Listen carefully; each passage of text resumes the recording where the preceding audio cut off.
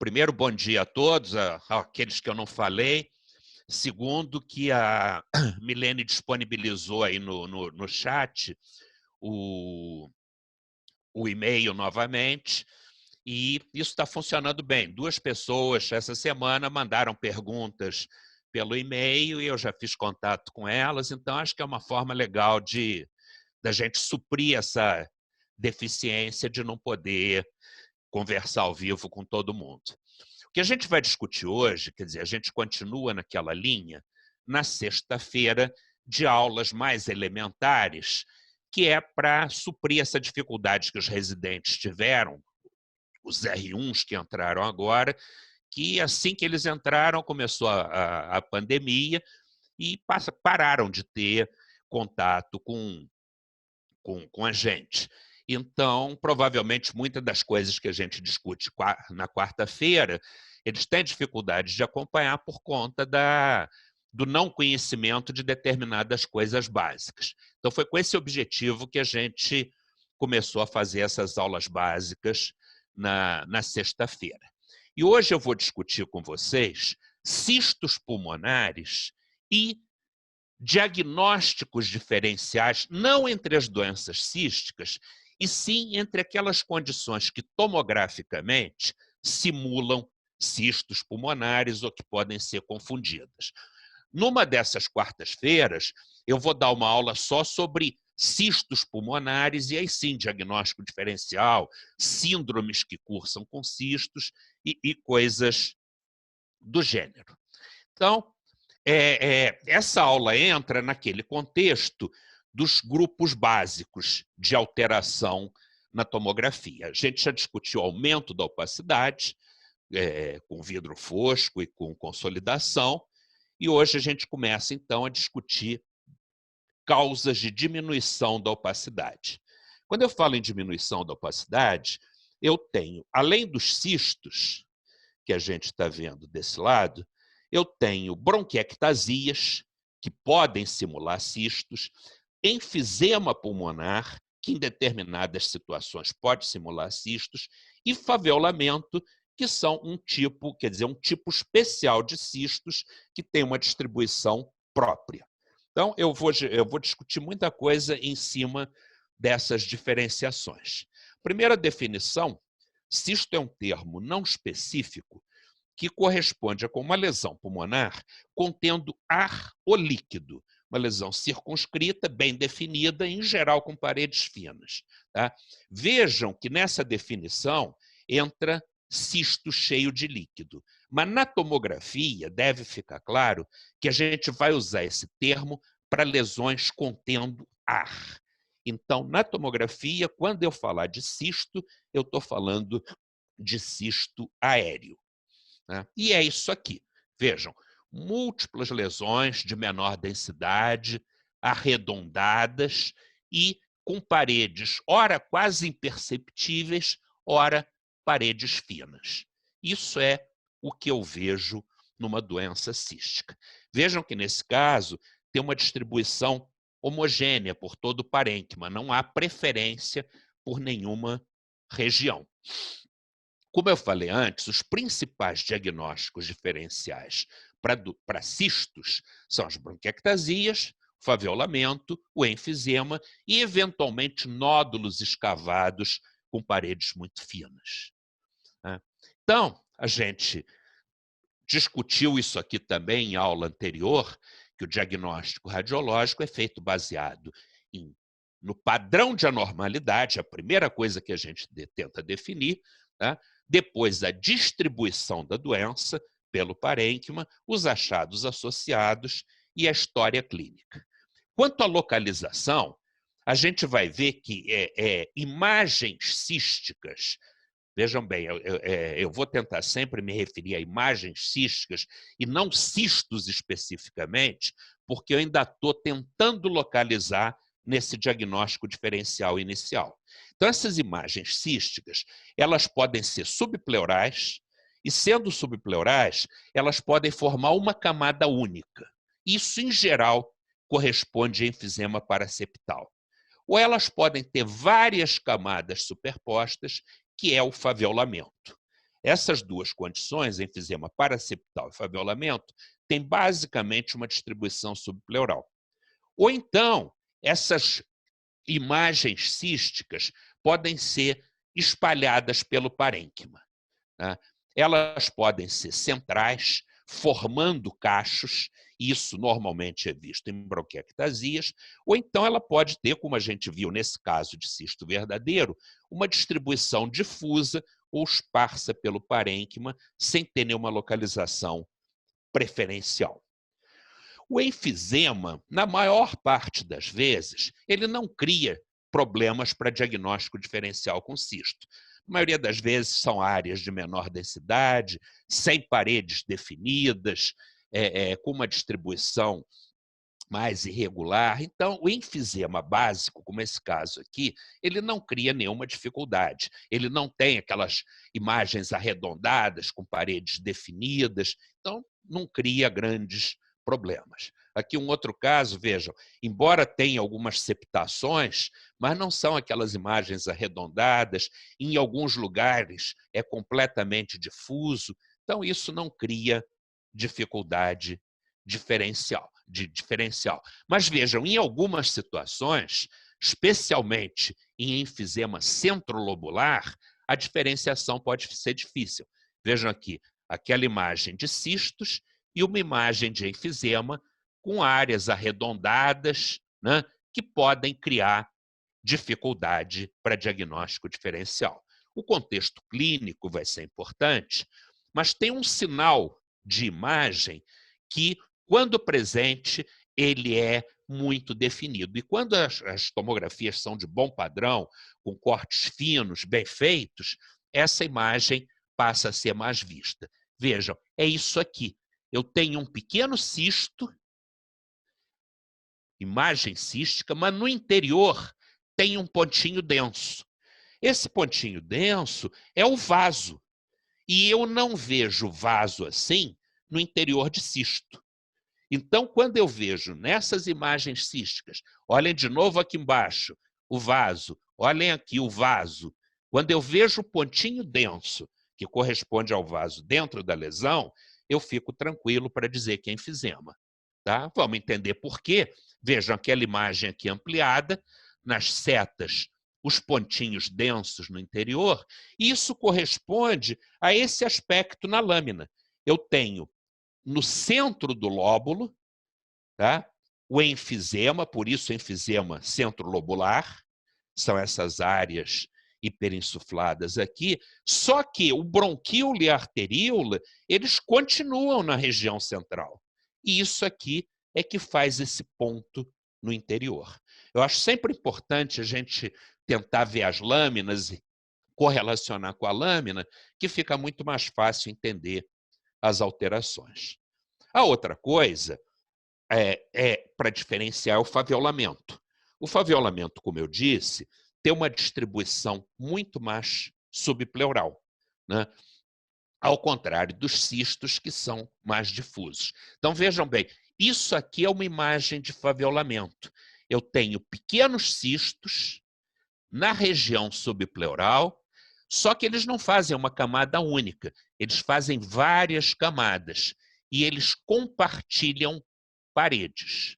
Então, essa aqui é a imagem clássica do faviolamento. Importante vocês saberem, em outras aulas a gente vai discutir mais detalhe, mas que faviolamento corresponde basicamente à fibrose. E isso tem várias causas diferentes que a gente vai discutir em aulas posteriores. Hoje, o nosso objetivo é saber diferenciar bem o faviolamento dos cistos verdadeiros, né? E, falando em condições que fazem camadas subpleurais, a outra situação é o enfisema paraseptal. Eu disse antes que no enfisema paraseptal, em geral, existe apenas uma camada, né? Vejam, uma camada dessas imagens císticas, tá? Enquanto aqui são múltiplas camadas. Essa é a diferença. E aqui uma peça que eu achei bonito para mostrar para vocês como é que isso se apresenta na patologia. Tá vendo? Então, são várias dessas dessas lojas, como a gente vê aqui, né, formando uma camada única. Aí vocês vão dizer, mas aqui tem uma segunda. Não tem a menor importância. Basicamente, o conjunto é de uma camada única e não de várias camadas. Tá? Cuidado que, eventualmente, a gente pode ter um favelamento exuberante. E se a gente se baseia apenas num corte, como esse aqui inferior, pode criar muita dificuldade para diferenciação de cisto. Eu teria dúvidas se me mostrassem só esse corte, se isso é favelamento ou se isso são cistos verdadeiros. Quando a gente vai vendo o resto do exame, normalmente esses cistos eles podem predominar nas bases, mas eles vão diminuindo conforme a gente vai subindo os cortes. E aqui a gente já vê que perde aquela característica de difuso. Vejam, essas porções anteriores são completamente preservadas, e aí eu já fico tranquilo para afirmar que isso é favelamento. Outra coisa que pode dar confusão são as bronquiectasias. Vejam, esse caso aqui, a gente tem múltiplas imagens císticas, tá? Difusamente distribuídas e que podem criar dificuldade com o diagnóstico de cisto. Mas vamos começar a pensar algumas coisas. Primeiro, já tem uma distribuição um pouco mais central do que periférica. Vejam que várias zonas da periferia são poupadas e as lesões são mais centrais, né? E o fundamental nisso é a gente ver a sequência dos cortes e, especialmente, ver reconstruções. Muitas vezes a gente vê numa incidência só as imagens arredondadas, tá? E aqui outro exemplo, mesma coisa, vejam como é que parecem cistos, etc. e tal, mas em outros cortes, olhem aqui que aquilo já forma umas imagens alongadas, em alguns pontos, inclusive, bifurcando, como a gente vê aqui, e isso já leva para o diagnóstico de cisto. Olhem esse campo aqui, embora aqui eu veja uma imagem completamente redonda que outra, olha aqui nesse campo como é que já faz uma ramificação. Então, isso aqui é próprio de bronquiectasias. Vejam, nesse outro caso aqui, já tem uma coisa diferente, que é ser unilateral. Eu não espero que nenhuma das doenças císticas habituais tenha distribuição unilateral. Segundo, que a gente começa a ver em alguns lugares essas imagens se alongando.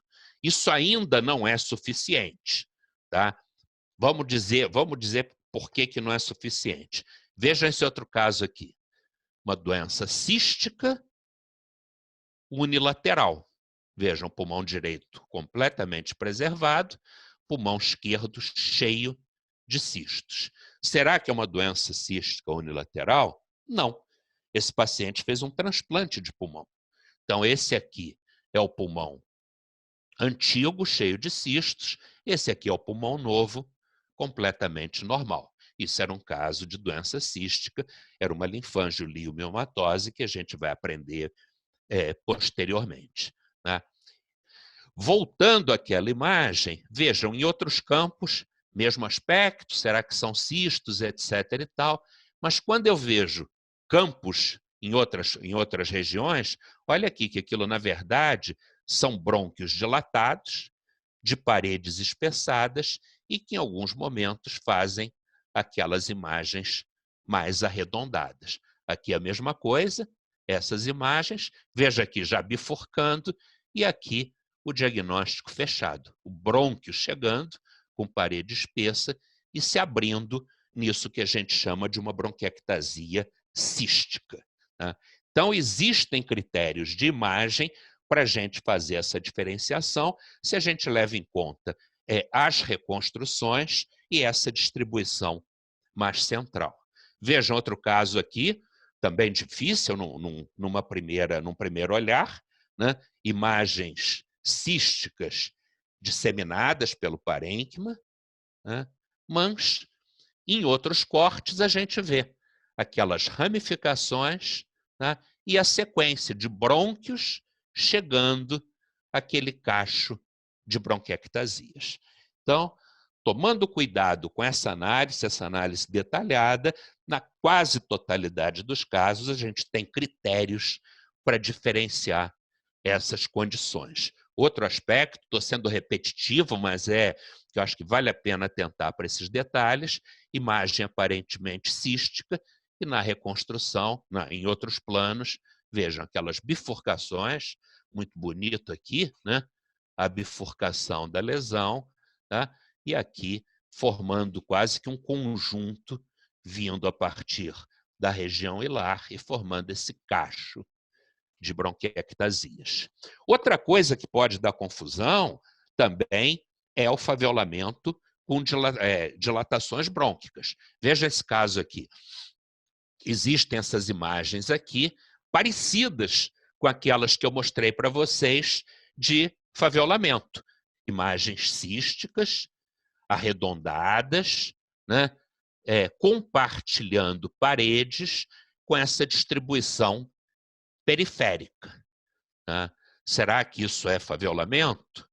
Quando a gente reconstrói, vejam, isso são, na verdade, bronquiectasias e bronquiolectasias. Nesse plano, a gente vê a imagem alongada, mas quando cortou nesse sentido, a gente só viu a luz do brônquio no sentido transversal, e isso deu essa noção de imagens císticas. Mesma coisa nesse caso, isso é repetitivo, né? Vejam, parece que são imagens císticas, mas na verdade são bronquiectasias e bronquiolectasias vistas num plano transversal. Né? Outra coisa que é importante comentar com vocês é que os cistos podem aparecer como achado normal, tá? Em geral, são cistos isolados, como a gente está vendo aqui. Então, o encontro de uma, duas, três imagens císticas numa tomografia de tórax, ele, de uma maneira geral, não tem nenhum significado. É uma coisa que é para ser ignorada no sentido clínico. Tá? Mais de 5 cistos, a gente então começa a discutir os diagnósticos diferenciais.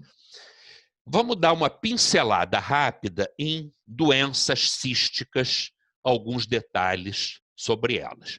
Quando a gente está frente a um paciente com doença cística e definiu que são cistos verdadeiros, a gente tem um diagnóstico diferencial um pouco amplo. Tá? As grandes causas, as causas iniciais que a gente pensa e as que causam mais dificuldade diagnóstica é a histiocytose de células de Langerhans e a linfangioliomioma,tose, associada ou não a uma síndrome chamada esclerose tuberosa. A pneumocistose eventualmente se apresenta com formações císticas e também a pneumonia linfocítica.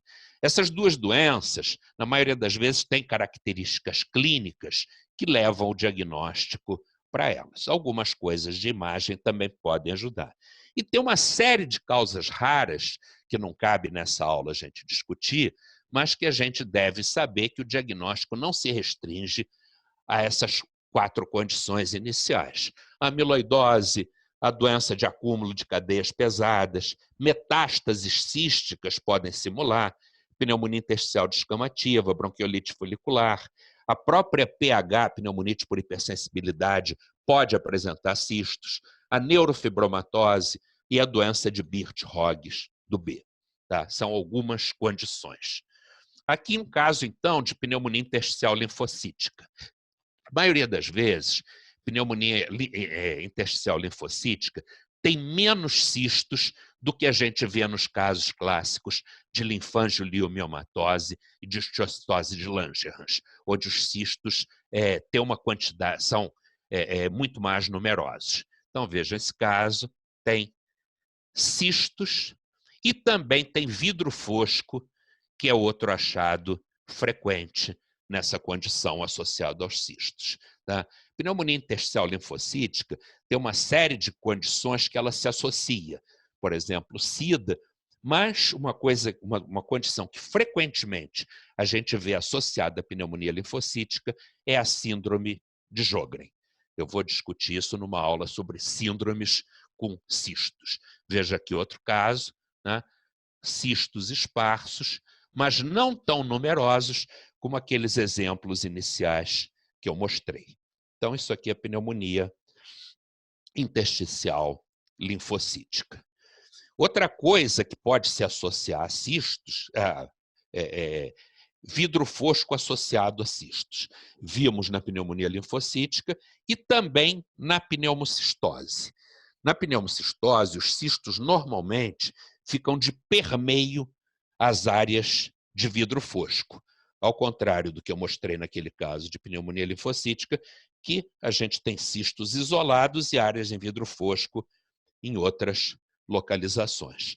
Quando eu vejo vidro fosco com muitos cistos de permeio, como esse caso, eu sou obrigado a pensar em pneumocistose. E, eventualmente, é o radiologista que levanta essa possibilidade frente ao quadro, levanta a possibilidade de imunodeficiência, isso é uma condição que a gente vê em pacientes de regra imunodeficientes, a gente via muito isso em SIDA, né?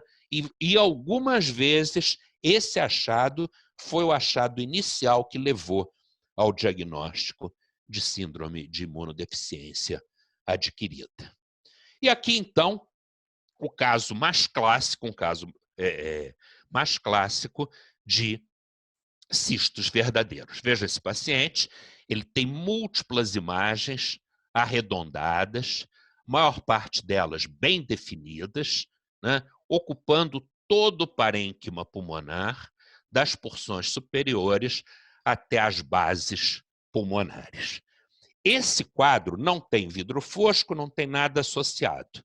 Esse quadro aqui, o grande diagnóstico diferencial é entre linfangioliomioma e histiocytose de células de Langerhans. Tá? Então, esse aqui é o diagnóstico principal quando eu vejo os cistos difusamente distribuídos. Tá? Existem alguns critérios que a gente pode usar para diferenciar. A histiocytose de Langerhans é uma doença que acontece basicamente em fumantes. Tá? Os cistos, ao contrário da linfangiolio, eles eventualmente têm formatos bizarros, são ovalares, são lobulados, então eles não são tão arredondados como o da linfangiolio. E outra coisa que, quando presente, praticamente sela o diagnóstico diferencial, é a presença de pequenos nódulos associados. Tá? Eu não vejo pequenos nódulos associados, de regra, em linfangiolio. Tem até umas exceçõezinhas, mas nesse momento não cabe discutir. E outra coisa fundamental para essa diferenciação é que a histiocytose ela predomina nos campos superiores e ela poupa os seios costofrênicos. Isso acontece em mais de 90% dos casos. E esse é um grande critério para diagnóstico diferencial. Pneumotórax espontâneo não serve para diagnóstico diferencial porque qualquer doença cística pode complicar fazendo pneumotórax espontâneo. Na aula mesmo de quarta-feira, eu mostrei casos de metástases escavadas fazendo pneumotórax espontâneo. Então, isso não serve para diagnóstico diferencial. A linfangiolio também tem algumas características. Ela é uma doença que basicamente é vista em mulheres em idade fértil. Ela pode estar associada à esclerose tuberosa. E eu vou discutir com vocês o que é isso. E, para diagnóstico diferencial com a histiocytose, os cistos acontecem em todo o pulmão. Não poupam os seios costofrênicos. São mais regulares e tendem a ser arredondados. Se isso parecer um pouco confuso nessa explicação, nas imagens eu acho que fica mais simples. Vamos analisar o caso daquela mulher. Uma mulher de 33 anos, tinha tosse, dispneia progressiva e era não fumante. Eu vejo na tomografia cistos arredondados, bem definidos e bastante presentes nos seios costofrênicos. Tá? Então, o que tem de importante? Dados clínicos. É uma mulher em idade fértil, não fumante. Isso leva para linfangioliomioma. E, em relação aos dados de imagem, os cistos são arredondados, eles têm uma distribuição difusa no parênquima, a lesão compromete os seios costofrênicos e não tem nódulos associados.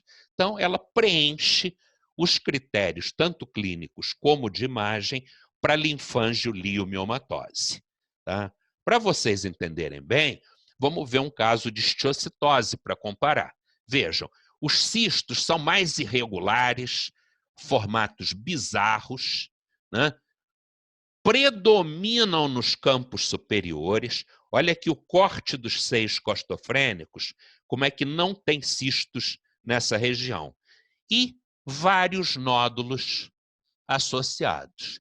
Então, esse aqui é o caso clássico de histiocytose de células de Langerhans. E não pode ser confundido com esse aspecto da linfangiolio quando preenche todos esses requisitos.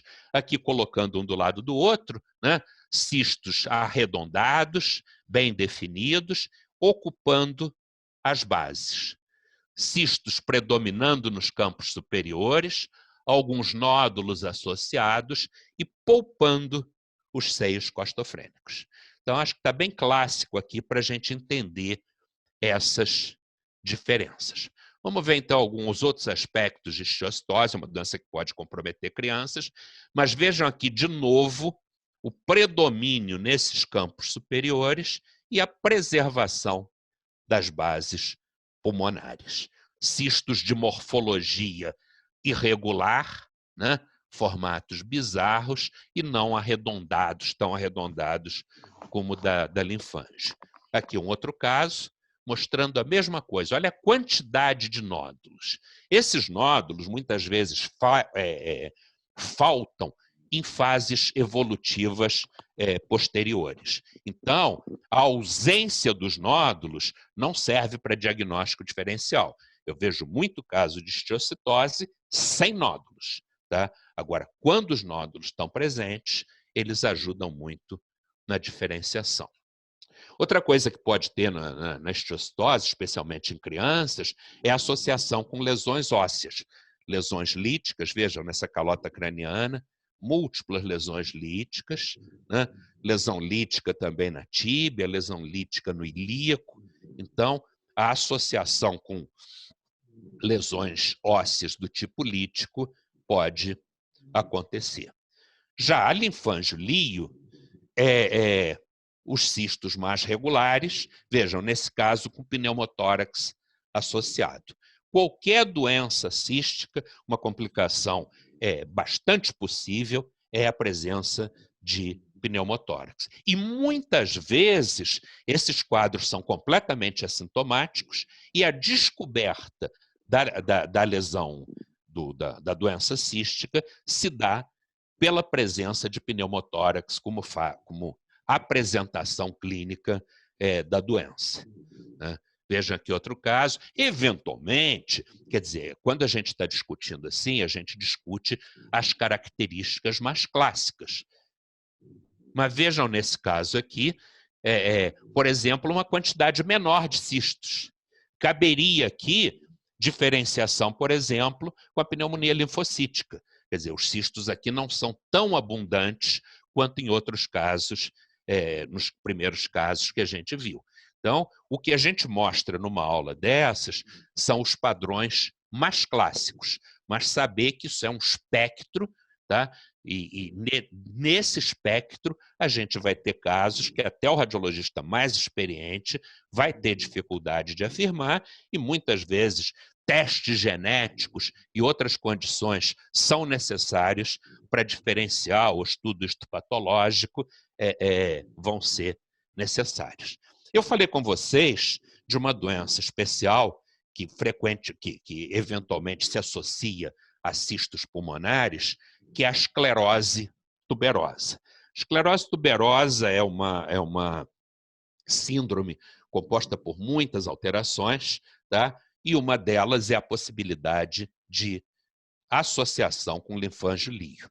Mas vejam, esse aqui é um caso, essa menina, ela tem essas lesões cutâneas, isso são adenomas sebáceos, ela tem fibromas periungueais e tem massas renais bilaterais com uma característica muito especial. Essas massas têm muita gordura. Isso são angiomiolipomas. Então, isso faz parte, quer dizer, esse conjunto de alterações leva ao diagnóstico de esclerose tuberosa. Frequentemente tem também comprometimento neurológico e retardo mental é uma das apresentações. Esses diagnósticos, eles têm critérios muito definidos para serem firmados. Então, por exemplo, a esclerose tuberosa, ela é definida quando o paciente tem pelo menos 2 desses chamados critérios maiores. Ou quando ele tem um desses critérios e pelo menos 2 critérios menores. Vejam, aquela menina tinha angiofibromas faciais, tinha fibromas ungueais, né? E tinha linfangioliomioma,tose e tinha angiomiolipomas renais. Então, ela tem 4 critérios maiores e isso fecha completamente o diagnóstico. Então, vamos ver essas imagens. Eu acho que uma coisa que é super importante para o radiologista qualificado é conhecer esses detalhes clínicos, porque muitas vezes ele pode ajudar o médico assistente menos experiente a fazer o diagnóstico, até questionando. Na hora que ele recebe aquele paciente com aquelas doenças císticas, com aquelas lesões císticas, discutir com o médico assistente, espera aí, essa sua paciente ela tem lesões cutâneas, ela tem isso, tem aquilo, e ajudar o médico clínico a fazer o diagnóstico definitivo. Eu volto a falar que o radiologista que se atém apenas a imagens, ele é um fotógrafo. Tá? O que faz a diferença entre o fotógrafo e o médico radiologista é ele ter pelo menos esse conhecimento básico de aspectos clínicos, laboratoriais e anatomopatológicos que possam ajudar no diagnóstico diferencial daquele padrão de imagem. Então vejam aqui, isso aqui são aspectos dos adenomas sebáceos. Muitas vezes eles são exuberantes, como esses 2 casos, e isso torna fácil a identificação. Eventualmente, são lesões esparsas de pouca, chamando pouca atenção, e só a ajuda do dermatologista, por exemplo, é que pode confirmar esse diagnóstico. Esse caso aqui é um menino que a gente acompanhou, esse caso foi acompanhado pelo doutor Felipe von Ranke, que deve estar ouvindo a gente, e era um menino que tinha essa extensão toda de lesões de pele. Tá? Um menino de 13 anos com essas lesões. Outra coisa que está naqueles critérios são as chamadas placas de Chagrin. São lesões basicamente fibróticas e que acontecem em qualquer região da pele, mas é muito comum em região tóraco-dorsal. Né?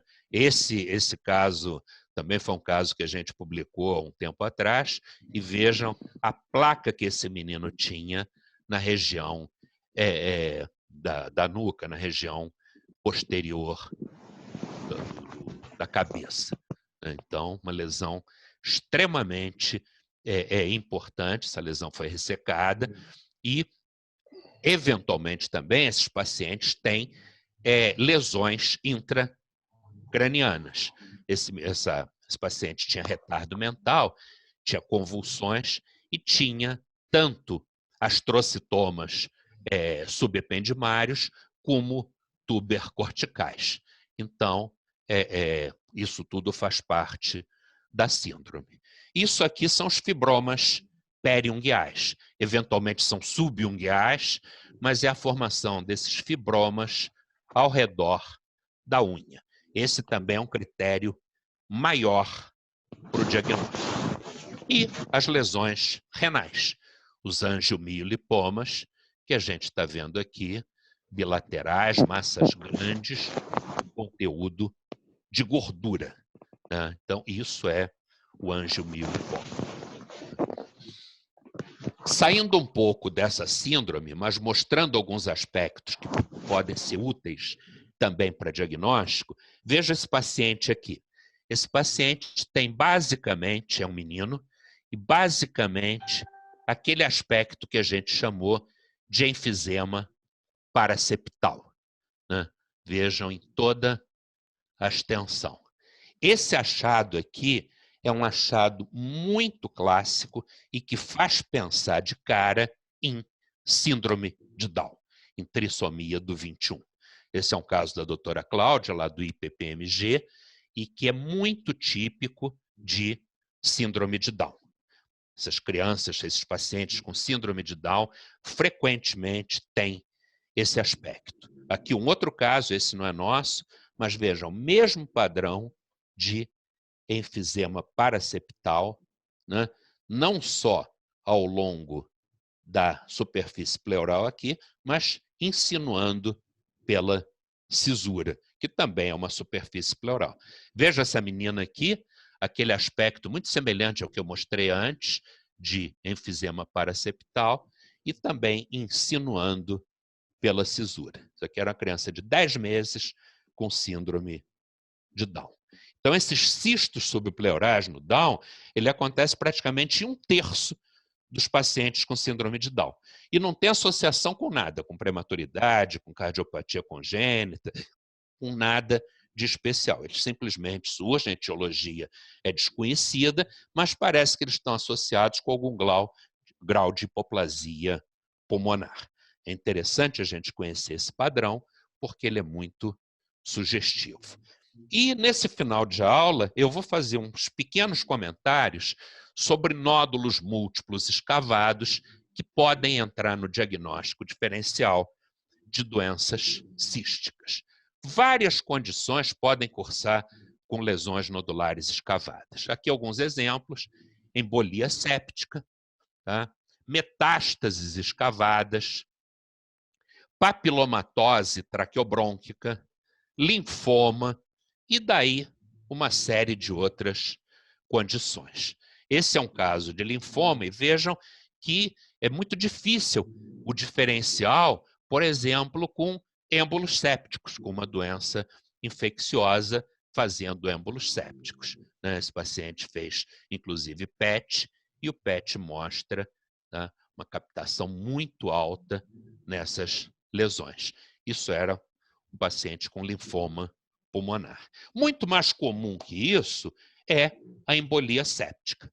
Vejam, várias lesões nodulares, algumas não escavadas, como a gente está vendo aqui, e várias delas escavadas. Vejam que, ao contrário daquelas doenças císticas, as paredes, na maioria das vezes, são espessas, irregulares.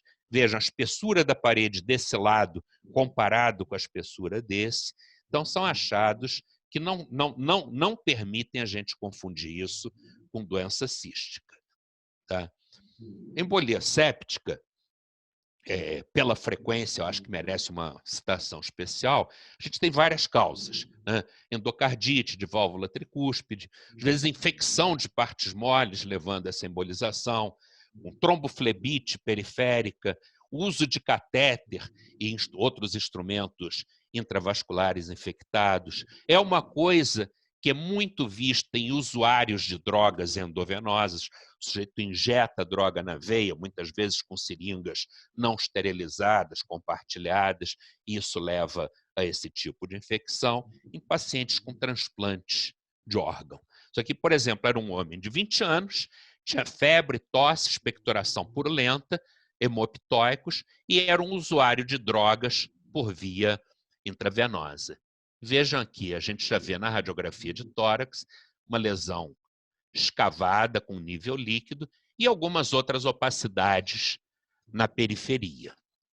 Quando a gente faz a tomografia, isso fica muito mais nítido. Vejam, e embora, por exemplo, essa imagem aqui pudesse ser confundida com cisto, essa aqui definitivamente não seria. Vejam, irregularidade da espessura da parede, conteúdo interno irregular. Então, eu não vou confundir isso com cisto. Uma característica interessante da embolia séptica é essa tendência, essa distribuição periférica. Vejam que a lesão predomina na periferia em relação às porções centrais do pulmão, né? E uma condição que pode criar dificuldades são as metástases escavadas ou metástases císticas. Na quarta-feira eu comentei isso, mas vale a pena a gente rever. Vejam, esse paciente era um menino de 16 anos, a história ajuda ao diagnóstico, ele ressecou um osteosarcoma 1 ano atrás e apresentou essas imagens, né? Mas vejam algumas características diferentes. Ele fez também um pneumotórax, que a gente está vendo aqui. Falei que isso é relativamente frequente em metástases císticas, mas vejam a espessura da parede irregular e, principalmente, essas lesões têm um halo em vidro fosco ao redor, tá? Isso é hemorragia e isso são metástases escavadas. E olha que interessante a evolução, né? O exame inicial, olha aqui a lesão com uma parede bastante mais espessa, depois foi afilando a parede, depois praticamente desapareceu. E em outras, como essa aqui, no início era um nódulo com sinal do halo. Tá vendo? O centro mais denso, está muito pequenininho, mas o centro é mais denso e a periferia com vidro fosco. Aqui a lesão escavou, o vidro fosco é maior e a parede irregular. Mas vejam, nessa fase aqui, ficou exclusivamente um cisto, como aqui também. Então, vejam isso ampliado, se me mostra isso aqui, eu não teria critério nenhum para dizer que isso não são cistos pulmonares e que isso são metástases, né? Quer dizer, sem saber essa evolução, tudo bem. Agora, eu sabendo que esse paciente teve um osteosarcoma, tá? Eu posso inferir, colocar no diagnóstico diferencial que essas imagens aqui são metástases que sofreram necrose e que se transformaram em cistos. Uma outra doença interessante que eu quero comentar antes de acabar essa aula é isso aqui. Isso aqui é uma menina de 5 anos que tinha dispneia em princípio, era o início da história. E a gente tem várias lesões, né? Alguns nódulos sólidos, como a gente está vendo aqui, outros escavados, alguns de paredes mais finas, outros de paredes mais espessas. Um diagnóstico diferencial aí, a gente teria que discutir metástases escavadas, né? Poderia discutir êmbolos sépticos, né? Mas quando a gente analisa o exame como um todo, a gente observa aqui dentro da traqueia que existe uma lesão polipóide no interior. Existe uma lesão dentro da traqueia. E essa associação, a gente tem que pensar em papilomatose traqueobrônquica. Essas crianças, em geral, já têm uma clínica de longo tempo. Essa menina tinha história de doença pulmonar desde 1 ano de idade e ela já tinha feito múltiplas broncoscopias para ressecar papilomas em via aérea superior e na traqueia. Então, isso aí, quer dizer, por si só já levaria ao diagnóstico. Mas veja a importância da análise completa, de identificar essa lesão associada para sugerir o diagnóstico. A papilomatose traqueobrônquica é uma infecção respiratória superior pelo papilomavírus, né, o HPV. É uma doença que a maioria das vezes se apresenta com rouquidão. É mais comum em crianças, né, e ela é caracterizada pela presença de papilomas recidivantes. Então, muitas vezes o paciente já chega com uma história de múltiplas ressecções prévias. E uma coisa importante é que esses papilomas eles podem degenerar para carcinoma de células escamosas. Aqui alguns casos, isso aqui é uma mulher de 29 anos, tinha feito ressecções múltiplas de papiloma desde os 2 anos, e a gente vê nessa reconstrução várias lesões no interior, tanto da traqueia como do brônquio principal esquerdo. Está vendo? Várias lesões polipoides. Aqui o aspecto endoscópico, mostrando a traqueia e mostrando no interior essas massas polipoides, né? Então, é uma doença muito ruim porque é recidivante. Resseca e isso volta a aparecer. E essa moça que a gente publicou, ela tinha uma massa no pulmão. Vejam, então aqui no PET, as lesões e essa massa pulmonar, que na verdade era um carcinoma. Então, essa complicação não é comum, mas é uma coisa possível e inesperada. Então, a gente fica por aqui, já temos 50 minutos. Volto a divulgar o meu e-mail, que fica disponível para quem quiser fazer alguma pergunta, trocar uma ideia ou mandar um caso para discutir. Por favor, fiquem completamente à vontade.